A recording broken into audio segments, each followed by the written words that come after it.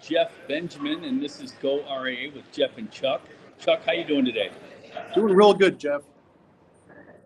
How's it going over there at the DeVoe conference?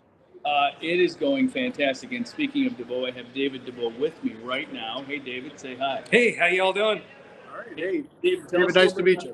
How the conference is going before we get back to Chuck and see what he's up to today. Man, it is so great. We thought we'd have 140, maybe 135. We had to get a bigger room. We need a bigger boat. We have 187 people, and I'll tell you, it's so wonderful.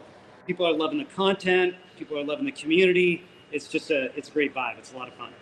Yeah, it is a lot of fun. We're learning a lot. I got to tell you, I never knew David was so involved in practice management issues, and I'm getting a lot of good stories here. I've already written two. Chuck, what's going on with you? Yeah, so I'm actually down in Philadelphia right now at the Portfolio Summits Conference, and I tell you what, it is wall-to-wall RIAs here. And, these weekly live streams, we like to talk about what's sort of top of mind, and what I can't help but think about here in the RIA space, which I've only been in for probably the past 4 years, right, is the amount of diversity that's out there and the number of different ways that one can go about doing it, right? So really there's 3 ways to go RIA. You can completely build your own from scratch, and there's a lot of great support options for doing that. You could tuck into an existing RIA, and the beauty there is you probably have 200, 300, 400, and I'm sure David would have some even better numbers on this, of different varieties, right, of RIAs that you can find a fit for and just tuck right in. And then, of course, the third way is going to be sort of building it mostly yourself, but using a back office and middle office support system like Dynasty to do pretty much everything except for the compliance. And, when you think about going independent, in contrast to like maybe the wirehouse space, right? If you want to be a wirehouse advisor, you have maybe 5 good choices. If you want to go the independent broker dealer route, you probably have a dozen. But if you want to go RIA, and that's really the beauty of this industry, is you really have 3 ways to do it, as I just mentioned, right? Build your own, tuck in, or do some sort of a hybrid in between. And if you even want to tuck in, let alone build your own, you have hundreds of choices. And I think that's the beauty of this space. I mean, there's a flavor and fit for anyone that, or any kind of desire you might need as far as tech platforms or niche marketing. And when you go to these types of summits and conferences and you're walking around and you're talking to, dozens and dozens of different RIAs, it's just a great experience, and it's just a great industry. So that's kind of what's top of mind over here. Let me kind of toss it back to you, Jeff and David. What's top of mind over at the DeVoe conference? I saw actually an article that you wrote. I think it got posted today, Jeff. And David, you mentioned something that intrigued me, which is that you want to challenge the RIAs out there to do more organic growth, but not for the purpose of growth. What did you mean by that?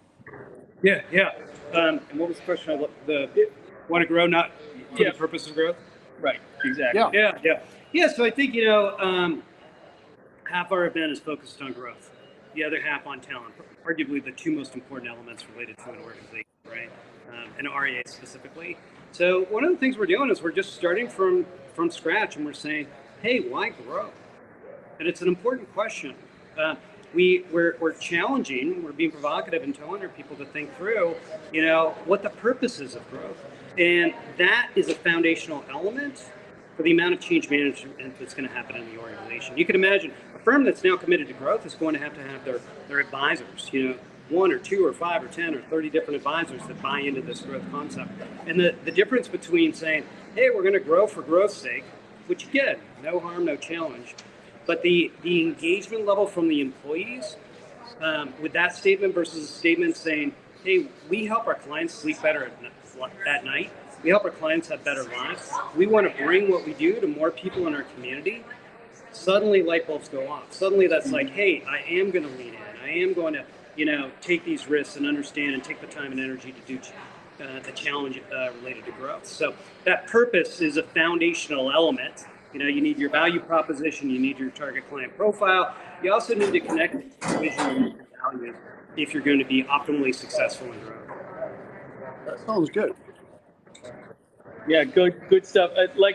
I've been telling people here the past couple of days that I talk to David all the time. Usually it's about his quarterly and annual data on M&A activity in the RIA space. But this has been kind of a refreshing new side of David for me to see all this this stuff about practice management and recruiting and asking for referrals and marketing efforts and stuff like that. I mean, it's all a lot of good stuff that I'll be reporting on and have already reported on about basically running your practice.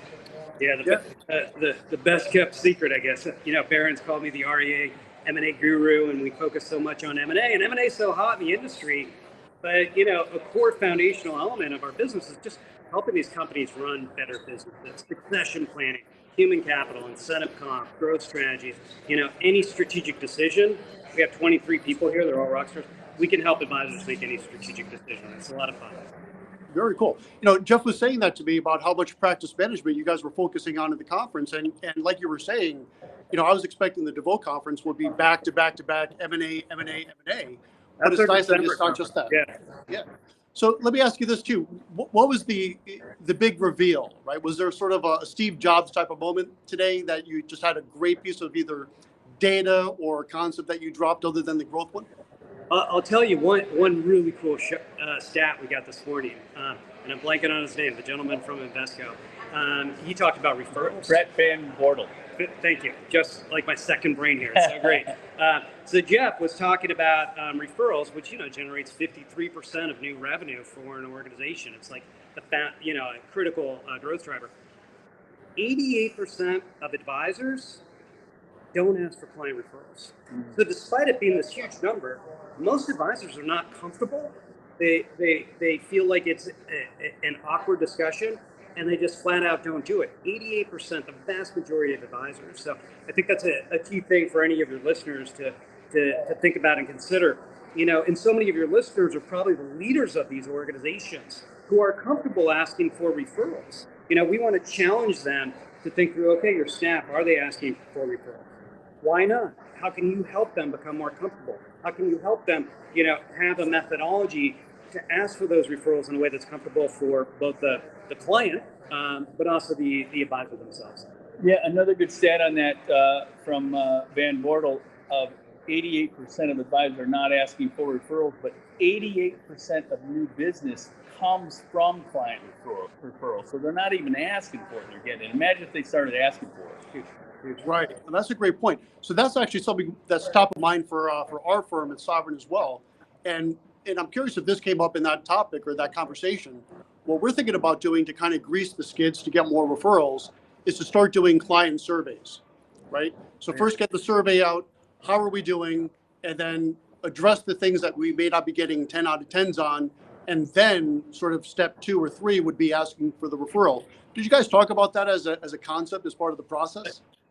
Chuck, so there's a myriad of different things we're talking about here, including that, but I can't help but jump in.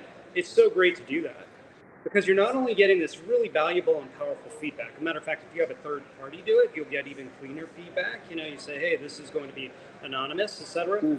Either one is good, but also you'll probably have less than 10% of your clients actually fill it out. They'll receive it. You know, welcome to the world of marketing and communications. Yeah. But every client that receives that, whether they fill it out or not, knows Chuck cares about me. Chuck cares about the experience that I'm delivering. This is huge for creating greater retention of those clients, and for them proactively, much less as you say, it's a precursor for you saying, gee, if you know someone that is a good fit for us, you know, we'd be happy to take them on as a client. So I can't underscore how important that is and how rarely it's done. I think we had a slide. I think it's literally like, well, it's 1% of the bonus structure. I just had that slide up on stage. 1% of advisors have client ratings or client performance as part of it. But I think overall in the industry, less than 5% of firms are actually doing what you folks are doing. Interesting. Well, it feels like we're on the right path with that, but I think that's a great way to start. Mm-hmm. Yeah. All right. Also, as we're speaking about this reference referrals, 88% and so forth, an alert just popped up on my screen that the story I wrote on that is now live at investmentnews.com. Live. Cool. Live TV. It's happening right now, folks. Happening live. All right. Well, I think that's great content. And I tell you what, one of the things I love most about these live streams, especially when I'm traveling or when Jeff is traveling, is we can get just some marquee names like David DeVoe to come on and share some thoughts. off the cuff, which is great content. I really enjoy it. And I tell you what, David, maybe next time I'll come down to Tennessee as well, because I know Jeff's having a great time, and maybe we'll all grab a cigar. I love it. Come on down. All right. We're doing it That again. sounds good. All right. Well, I think we're going to kind of wrap it up a little bit here. And earlier I mentioned the 3 ways of going RIA. And I will tell you the first 3 podcasts that are now live on the goRIA site. We'll do a deep dive into 3 different ways of going RIA. We've got Phil Trueblood, and I love this story. Phil is an individual practitioner. So one person with 2 support staff started his own RIA from scratch. That story, that podcast is up live on goRIA right now. Then the one that dropped today, or the last week, was with Farther, which is sort of that tuck-in story. A really cool, if you will, hip young firm with a lot of great technology that's offering a tuck-in solution. And the one that I dropped yesterday was with Cheryl Penny. We all know, of course, with Dynasty. So when you have a chance, if you're listening to this, if you're thinking about going RIA, go to the Investment News website. On the upper right-hand side, you'll see a tab that says goRIA. If you go there, you will see all those podcasts that highlight the 3 different ways of going RIA and more content to come, as well as a bunch of articles, including the one that Jeff just wrote. And I think that's it. As a last reminder, find Jeff, find myself, find David DeVoe on LinkedIn, Twitter, social media. Hook up with us. We'd love to hear what you have to say. If you have any story ideas or guests that you would like to see on these live streams, just let us know. And I think from Philadelphia, from Tennessee, from Nashville, that's all we have for this week. We'll see you next time. Thanks for